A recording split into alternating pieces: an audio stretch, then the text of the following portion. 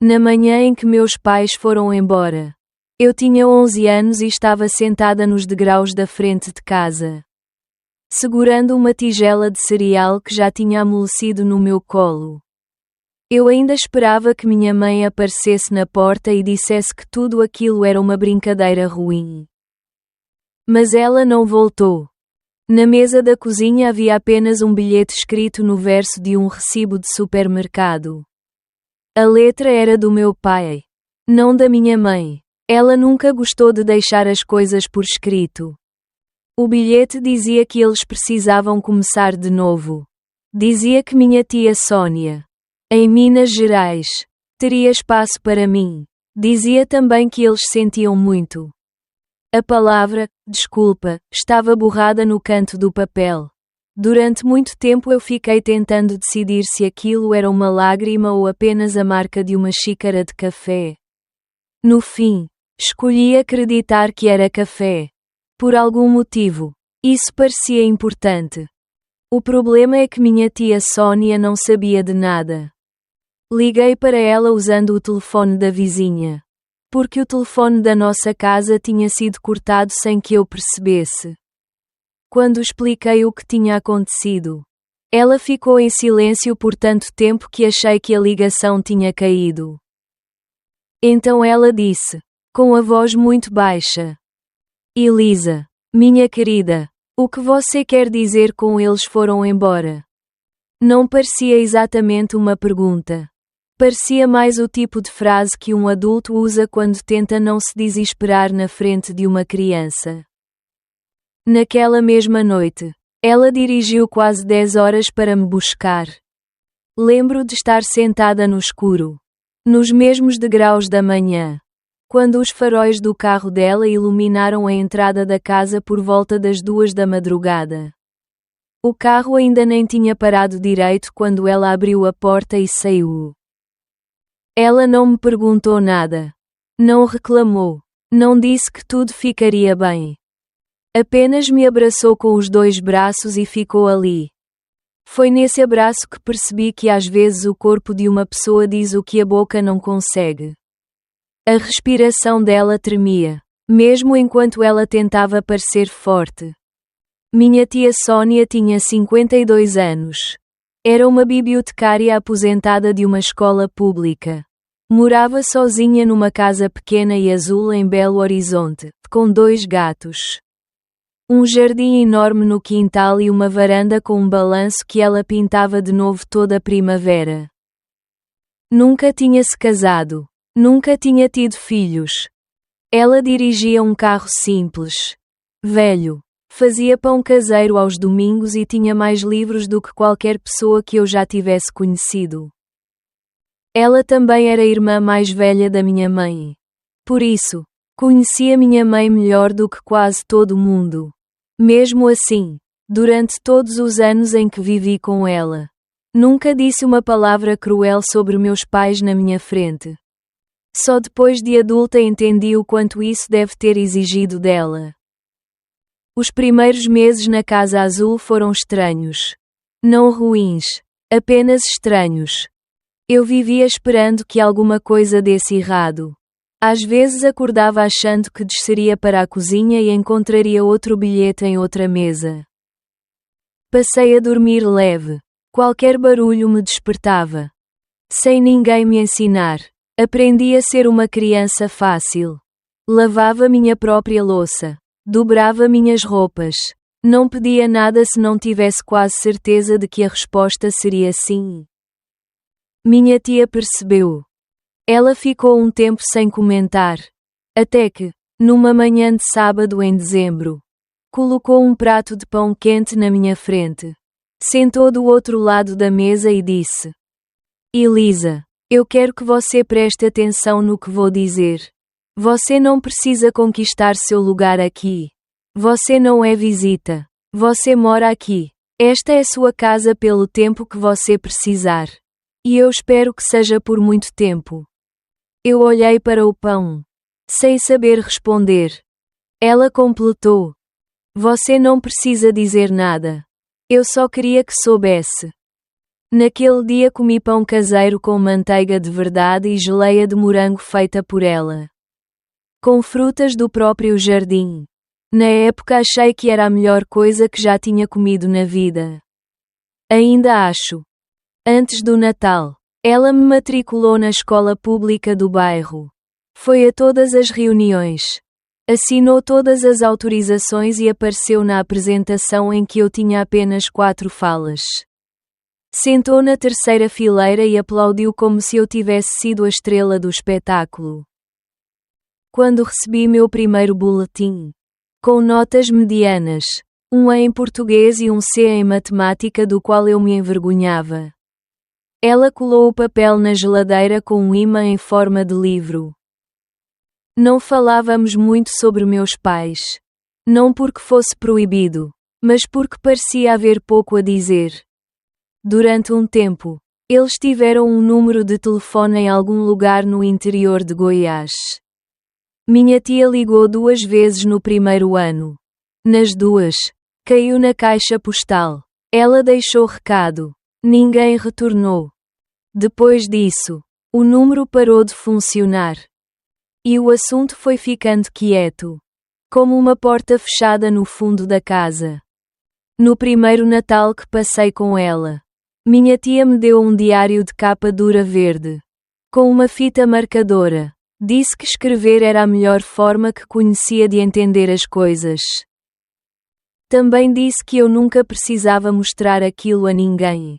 Escrever não servia obrigatoriamente para se sentir melhor. Às vezes servia apenas para enxergar com mais clareza. Na época, não o entendi completamente. Hoje entendo. Eu escrevia sobre meus pais, sobre a casa antiga, sobre a porta de tela que emperrava no verão, sobre o cheiro do perfume da minha mãe, que eu ainda lembrava, mas que ficava mais incerto a cada ano. Escrevi sobre meu aniversário em abril, que passou sem cartão, sem telefonema, sem mensagem.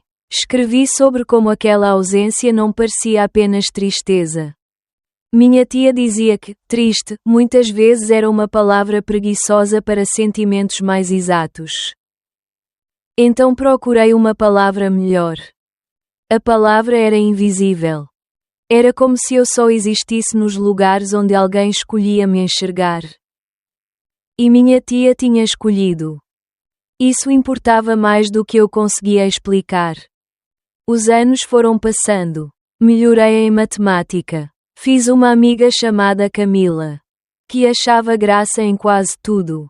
Mesmo quando as coisas não eram tão engraçadas assim. Eu gostava dela por isso. No ensino médio, entrei para o jornal da escola. Descobri que gostava de fazer perguntas, de anotar respostas e de procurar a frase certa. Aquela que conseguia dar sentido a uma história inteira. Minha tia lia tudo que eu escrevia. Guardava cada texto numa pasta.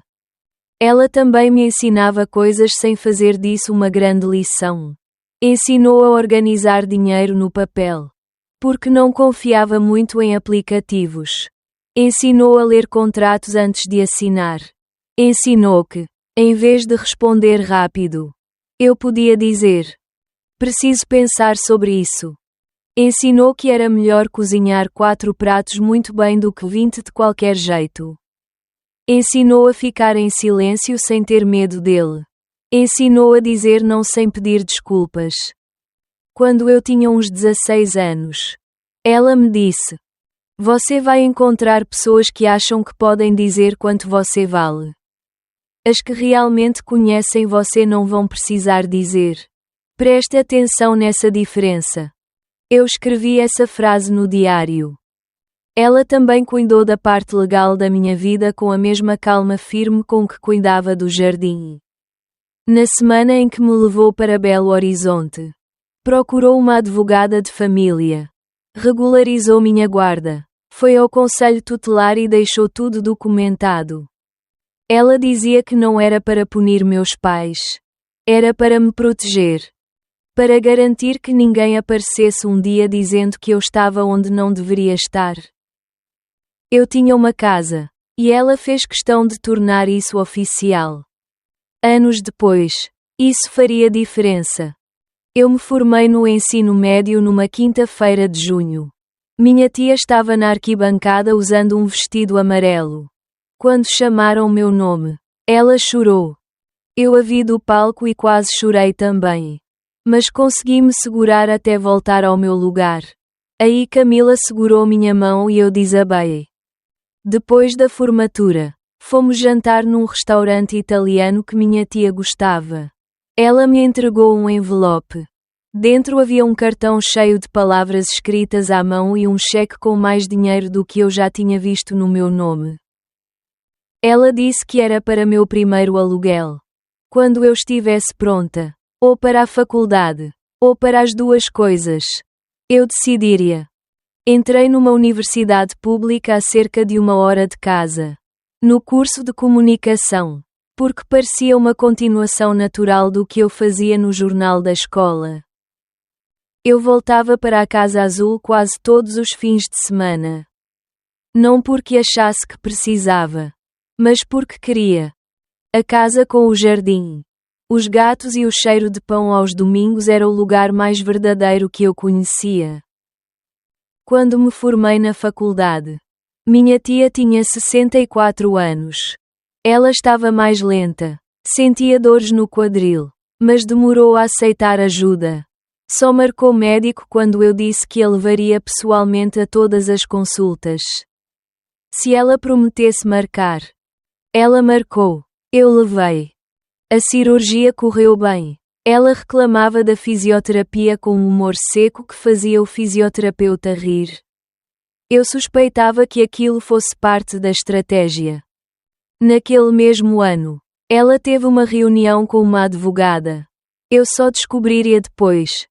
Aos 24 anos, consegui meu primeiro emprego de verdade. Como coordenadora de comunicação numa ONG em Belo Horizonte. Isso me permitiu alugar meu próprio apartamento e ainda morar a 10 minutos da Casa Azul. Parecia a distância perfeita. Minha tia me ajudou na mudança num sábado. Depois sentou no meu sofá usado. Olhou para a sala pequena cheia de caixas e disse: "Você conseguiu, Elisa." Pelo jeito como falou, entendi que ela não estava falando apenas do apartamento. A ligação veio numa terça-feira de manhã. Em outubro. Eu estava no trabalho. Minha tia estava internada havia 3 dias depois do que os médicos chamaram de evento cardíaco. Era a forma técnica de dizer que o coração dela tinha feito algo perigoso. Ela estava estável. Eu a visitava 2 vezes por dia. E ela insistia para eu parar de me preocupar tanto. Naquela manhã, disse que eu devia ir trabalhar. Falou que tinha um livro. O controle remoto e que a enfermeira de quem gostava estava de plantão. Eu fui. A ligação veio às 11h14 da manhã. Não lembro do caminho até o hospital. Lembro do estacionamento, do elevador, do corredor, do quarto quieto demais. Não era um silêncio comum. Era pesado, como se o ar segurasse algo que não sabia soltar. Fiquei com ela por muito tempo. Segurei sua mão e falei. Porque parecia a coisa certa a fazer. Mesmo sem saber se ela ainda podia me ouvir. Contei sobre um evento de arrecadação da ONG. Contei que o pão que ela me ensinou finalmente tinha dado certo no domingo anterior. Contei que os gatos ficariam bem. Camila cuidaria do mais novo. E eu ficaria com a mais velha.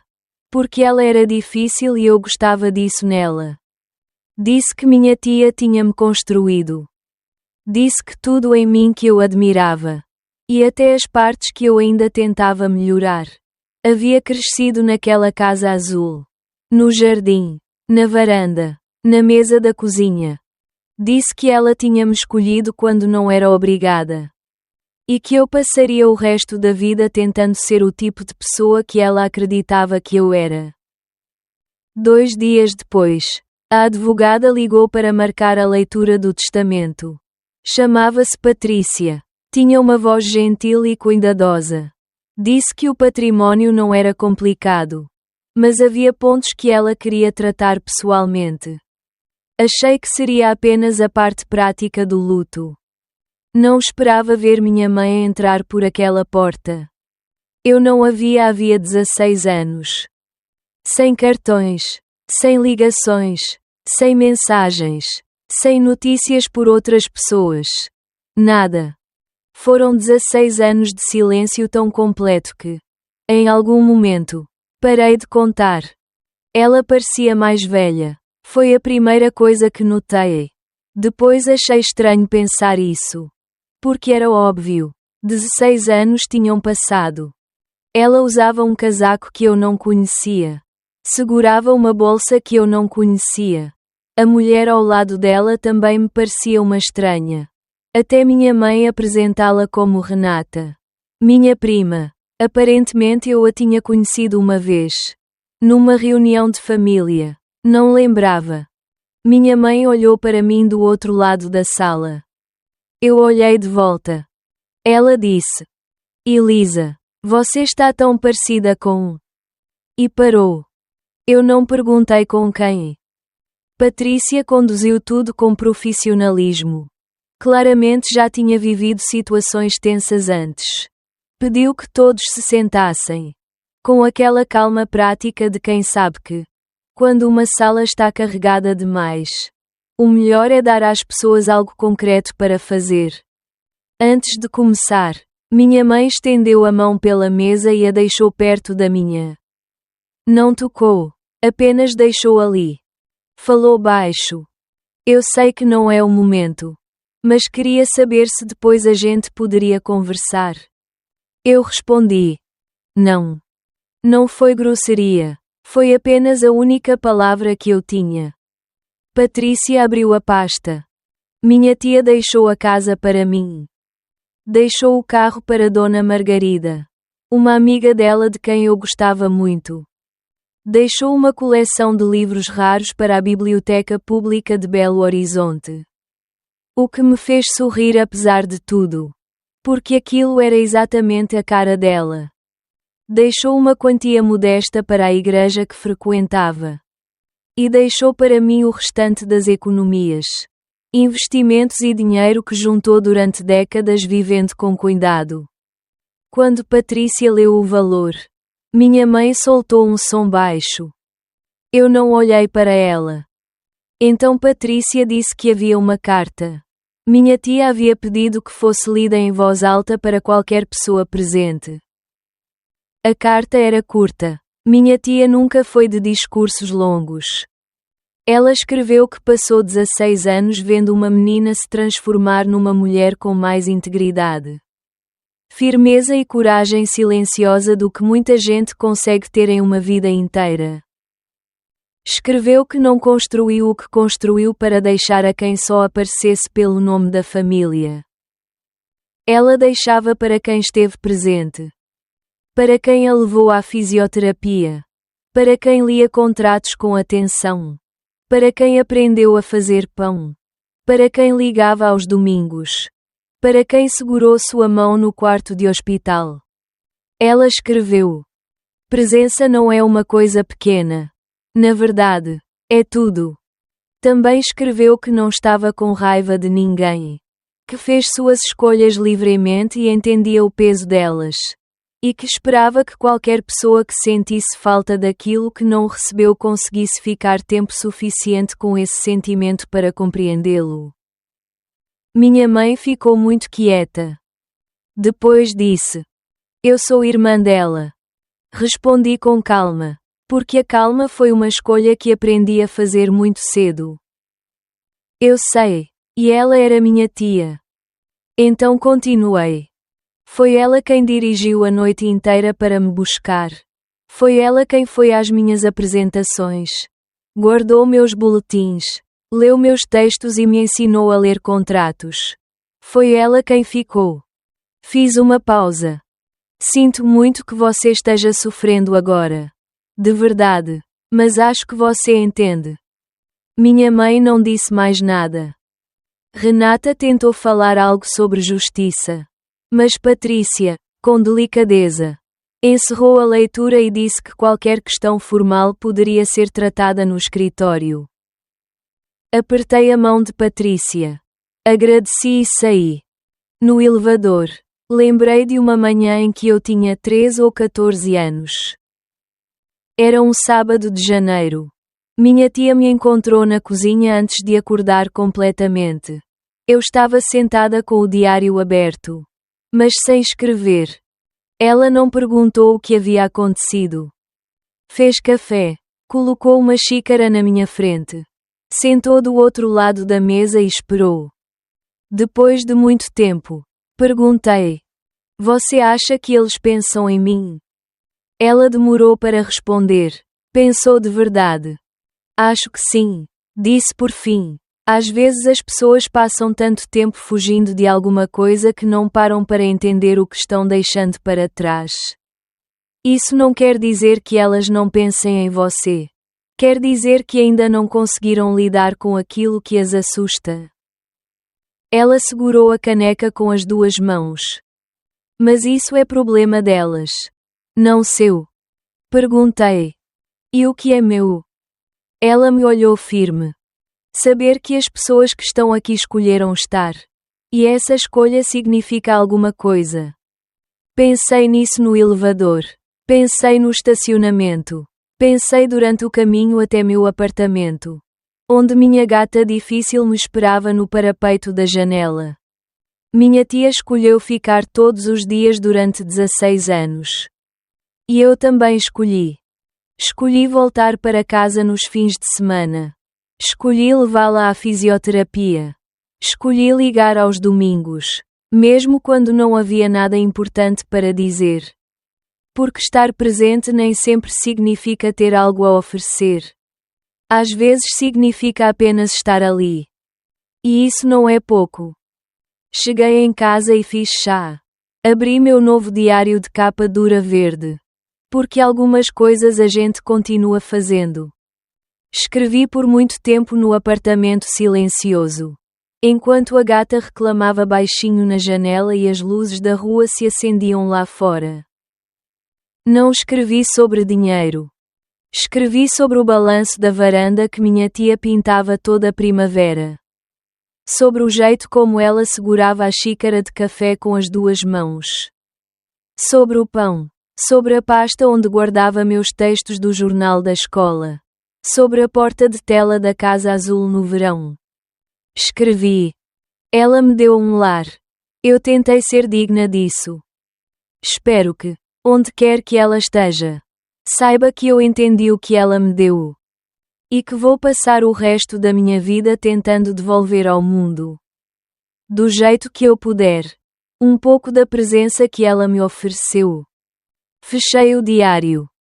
Lá fora, a cidade continuava seguindo, cheia de luz, movimento e barulho. A gata saiu da janela e subiu no meu colo como se fosse sem querer. Coloquei a mão em suas costas e senti sua respiração. Então pensei: isso basta. As pessoas que escolhem estar presentes bastam.